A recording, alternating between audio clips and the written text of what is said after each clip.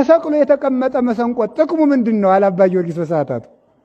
ተሰቅሎ የተቀመጠ መሰንቆ ማለት ይዘውት ስራ የማይሰሩበት ሃይማኖት ማለት፣ ኦርቶዶክስ ነኝ እያሉ የማይቆርቡበት ሃይማኖት፣ የማይጸልዩበት ሃይማኖት፣ የማያስቀድሱበት ሃይማኖት፣ የፍቅር ሃይማኖት ይዘው የማይታረቁበት ሃይማኖት፣ የርኅራኄ ሃይማኖት ይዘው የሚቀሙበት ሃይማኖት፣ የይቅርታ የስርየት ሃይማኖት ይዘው የሚገሉበት ሃይማኖት።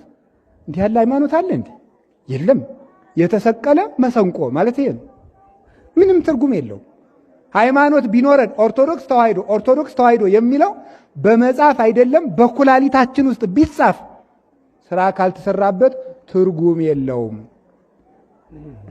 ይሄን ነው ጌታ የነገረን። ብቻውን ለሆነ ሰው ወዮለት።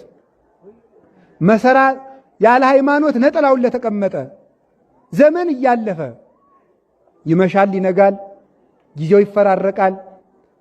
ሰዓት እንደ ሸማኔ መወርወሪያ ይፈጥናል። ዘመናት ይነጉዳሉ። እስከ ዛሬ ድረስ ካለንበት አለን። ምንም የተለወጥነው ነገር የለም። መሸነጋ ያውነን፣ ተሰበክንም ያውነን፣ ገዳም ሄድንም ያውነን፣ ከተማም ሄድ ያውነን። ምንድነው ያለ ጌታ? ሙሾ አወጣንላችሁ አላለቀሳችሁ፣ አቀነቀንላችኋል።